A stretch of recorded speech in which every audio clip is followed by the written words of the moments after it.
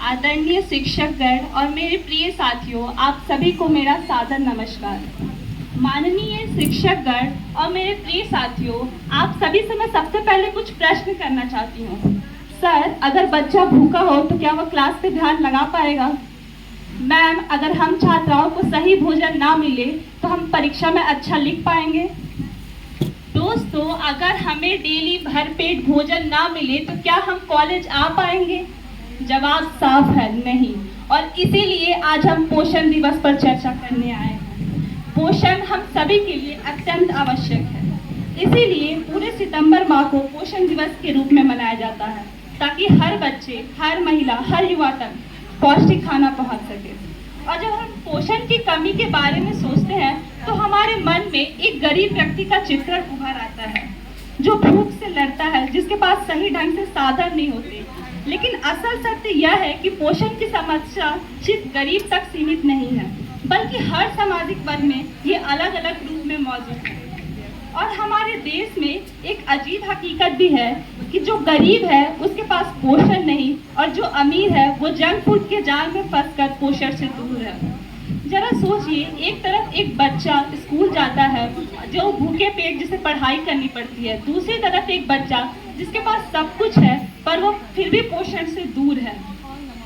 इसका कारण यही है कि उसके, जैसा कि मैम ने हमें बताया कि हमारी आजकल की माँ जो है वो हमें थोड़ा लाड प्यार में हमें ज़्यादा ही जंक फूड खाने को दे देती है, लेकिन इससे दोनों ही तरफ सेहत कमज़ोर हो रही है। फिर भारत का भविष्य कैसे मजबूत होगा?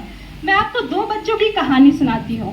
पहला बच्चा उत्कर्ष, एक गरीब का गाँव बच्चा जिसके पास 2 वक्त की रोटी भी मुश्किल है। पोषक तत्व से भरा हुआ खाना तो दूर की बात, उसके पास खाने का सही ढंग भी नहीं है। कमजोर शरीर, कमजोर पढ़ाई और कमजोर सपने। दूसरी तरफ एक बच्चा आदित्य, जो अपने घर का सबसे अमीर बच्चा है, उसके पास सब कुछ है, लेकिन उसके दिन बर्गर, पिज्जा और कोल्ड ड्रिंक में गुजरते थे। परिणाम मोटापा, थकान और बीमारी। और इसका कारण था कि उसे और कई लोगों को ये लगता है कि उनके जो पसंदीदा बड़े बड़े एक्टर और क्रिकेटर जो जंक फूड का ऐड करते हैं, वे सोचते हैं कि वे भी वही खाते होंगे। लेकिन असल सच्चाई ये है कि वे पोषण से भरा हुआ डाइट ही लेते हैं। उनके लिए जंक फूड सिर्फ एक एडवर्टाइजमेंट होती है। दोस्तों, अब ये बच्चे दोनों ही अलग अलग दुनिया से थे, लेकिन समस्या एक ही थी, पोषण की कमी। परंतु फिर बदलाव आया जब उत्कर्ष को मिड डे मील स्कीम के तहत दूध, दाल, हरी सब्जी मिली, तो उसने पढ़ाई में अच्छी रैंक लाई और अपने गांव का रोल मॉडल बना। जब आदित्य के माँ बाप ने उसके लाड प्यार में थोड़ा कम करके उससे अच्छी खाना दिया, तो वो भी अपने स्कूल का स्पोर्ट्स चैंपियन बना। दोस्तों, उत्कर्ष और आदित्य के जीवन में बदलाव किसी जादू से नहीं आया, सिर्फ सही पोषण से आया। और इस कहानी से हमें यही सीख मिलती है कि पोषण की कमी गरीबी या अमीरी का सवाल नहीं, बल्कि ये समझदारी का सवाल है। हमारे बड़े बुजुर्ग भी कहते हैं कि जो सही खाता है वही जीवन में आगे बढ़ता है, और इसके लिए हम छात्र ही अपनी पहली कदम को बढ़ा सकते हैं। विभाग के दोनों वरीय शिक्षक हैं, जयराम सर और रेणु मैम को कृपया स्टेज पे आए और इन्हें एक साथ पुरस्कृत करें। Welcome ma'am, welcome sir.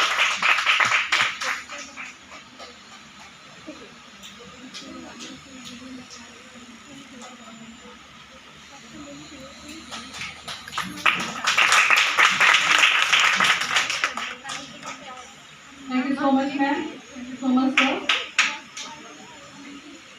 और आती है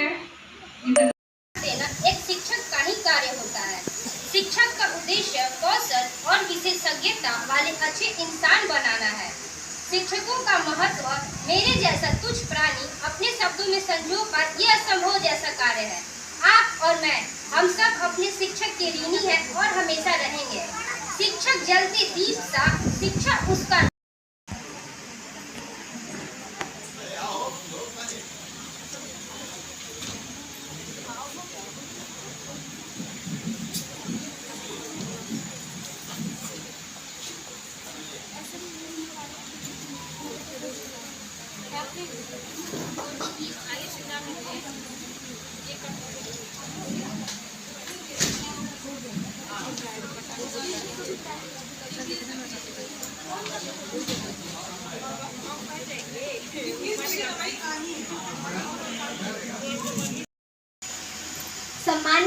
प्रधानाचार्य, शिक्षकगण, कर्मचारीगण और मेरे प्यारे मित्रों, आप सभी को मेरा सादरणीय नमस्कार और सुप्रभात। आज हम सब यहाँ एक शुभ अवसर मनाने के लिए एकत्रित हुए हैं, या यूँ कहे कि ऐसा दिन जहाँ हम शिक्षक के महत्व को समझते हैं और उनके किए हुए योगदान को हम के प्रति हम अपना आभार व्यक्त करते हैं।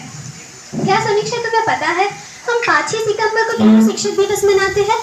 हाँ, किसे नहीं पता कि शिक्षक दिवस डॉक्टर सर्वपल्ली राधाकृष्णन जी की जयंती पर मनाया जाता है, जो कि एक महान शिक्षक, दार्शनिक और भारत के पहले उपराष्ट्रपति और दूसरे राष्ट्रपति थे। यहाँ तक कि उन्हें 1954 में भारत रत्न से भी सम्मानित किया गया था। तुम्हें पता है अमीशा, जब एक दिन डॉक्टर राधाकृष्णन जी के कुछ छात्रों ने उनसे उनकी जयंती मनाने की अनुमति मांगी, तो उन्होंने अपने छात्रों को सुझाव दिया कि वे इस दिन को समाज में शिक्षकों के बहुमूल्य योगदान के रूप में मनाएं, और तभी से पूरे भारत में शिक्षक दिवस मनाया जाने लगा। यहाँ तक कि डॉक्टर राधाकृष्णन सबसे पहले अपने आप को एक शिक्षक मानते थे। उनका कहना था कि शिक्षा न केवल एक इंसान को रोजगार देता है, बल्कि वह एक इंसान की चरित्र, नैतिकता और सोच को गढ़ता है। सही कह रही है, शिक्षकों का योगदान हमारे जीवन में बहुत महत्वपूर्ण है।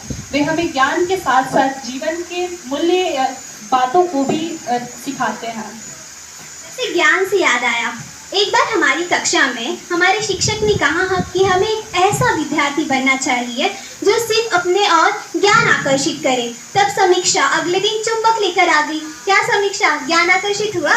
अच्छा, और तुझे याद नहीं, जब मैम ने हमसे कहा कि हमें सबसे ऊंचा होना है और आसमान छूना है, तो तूने सीसीटीवी वाले भैया की सीढ़ी लेके क्लास में आके सबसे ऊपर होके बैठ गई।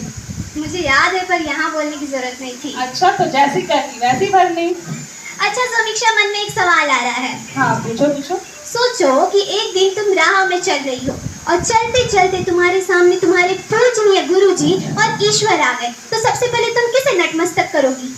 अरे, ये तो बहुत कठिन सवाल है। ऐसा करूंगी, उस दिन मैं घर से बाहर ही नहीं जाऊंगी। तुमसे पूछना ही बेकार है। इसका उत्तर नंदनी सबसे पहले ही दे चुकी है।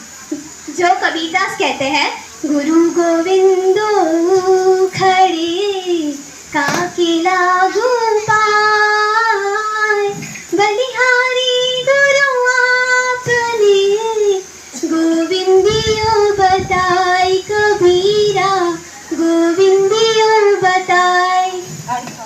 अर्थात ये कबीरदास जी अपने आध्यात्मिक जीवन को महत्व देते हुए कहते हैं कि अगर मेरे सामने कभी मेरे गुरु और गोविंद दोनों आ जाएंगे, तो सबसे पहले मैं अपना नमन अपने गुरु को करूंगा, क्योंकि उन्होंने ही मुझे अपने गोविंद की राह दिखाई है। हाँ, सही कह रही है, क्योंकि शिक्षक के बिना हमारी जिंदगी बिन पतवार के नाव जैसी हो जाती है। जैसे नाव को चलाने के लिए पतवार की आवश्यकता होती है, वैसे हमें जीवन में सही राह दिखाने के लिए शिक्षकों की आवश्यकता होती है।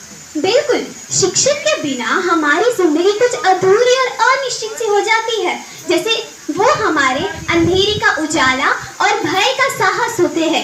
जब एक मनुष्य छोटी सी कली होता है और जब वो अपना रंग रूप ले एक बड़ा सा फूल बन जाता है, तब शिक्षक उसके जीवन का एक अहम भूमिका निभाते हैं।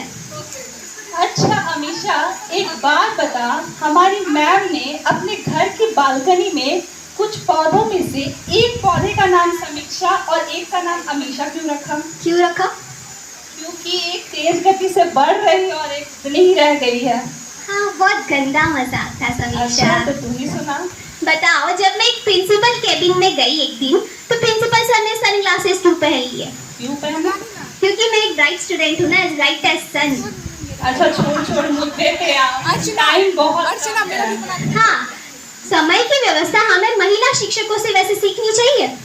हाँ, वैसे ये तो सही कह रही है। हमारी महिला शिक्षकें एक शिक्षक होने के साथ साथ अपने घर में मातृत्व को भी उतने ही अच्छे से निभाती हैं और हमारे सामने अपना बेहतर प्रदर्शन करती है, जिससे कि हमें अच्छी शिक्षा मिल सके।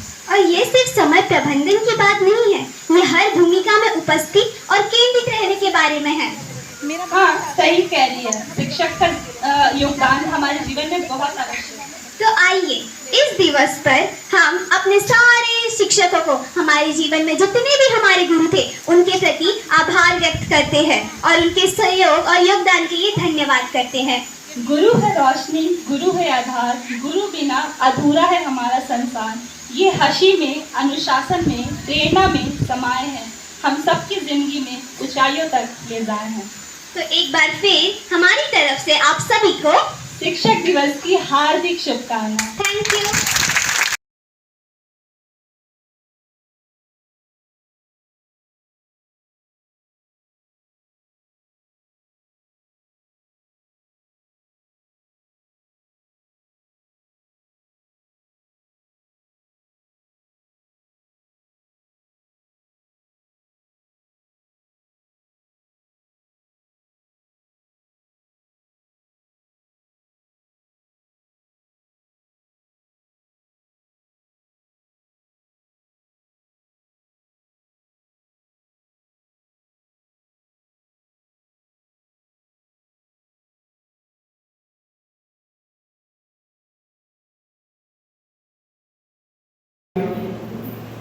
यहाँ आइए।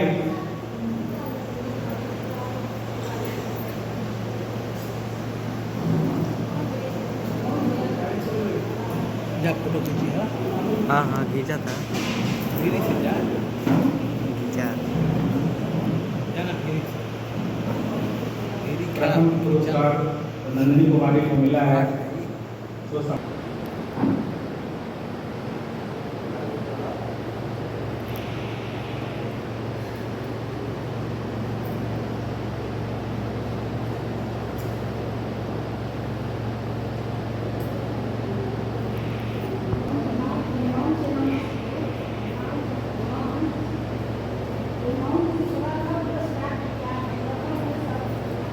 प्रथम पुरस्कार के रूप में 11,000 रुपये पारितोषिक दिया जा रहा है।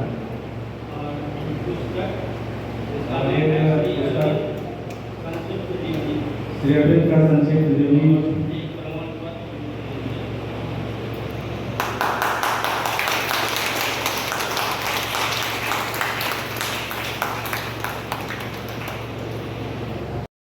पुरस्कृत करने के लिए मैं आमंत्रित करती हूँ हमारे महाविद्यालय के प्राचार्य डॉक्टर अशोक कुमार सर को।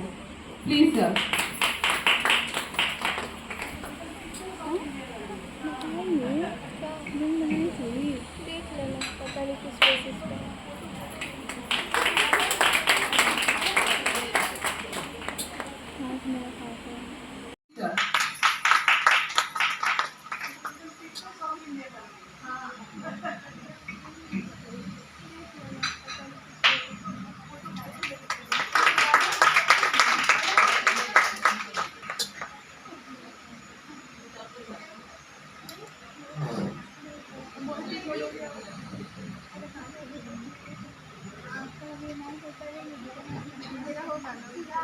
पुरस्कृत करने के लिए मैं आमंत्रित करती हूँ हमारे महाविद्यालय के प्राचार्य डॉक्टर अशोक कुमार सर को। Please sir.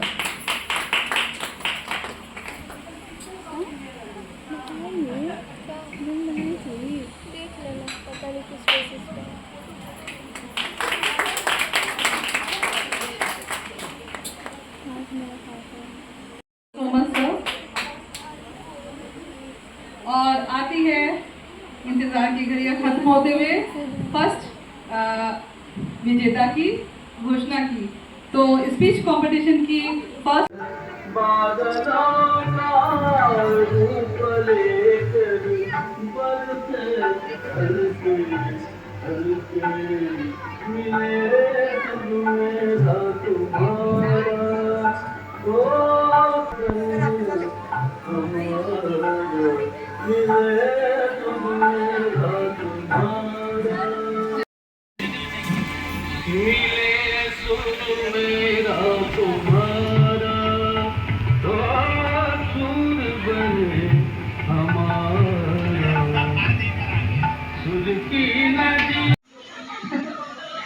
विभाग के दोनों वरीय शिक्षक हैं जयराम सर और रेनू मैम को कृपया स्टेज पे आए और इन्हें एक साथ पुरस्कृत करें। Welcome ma'am, welcome sir.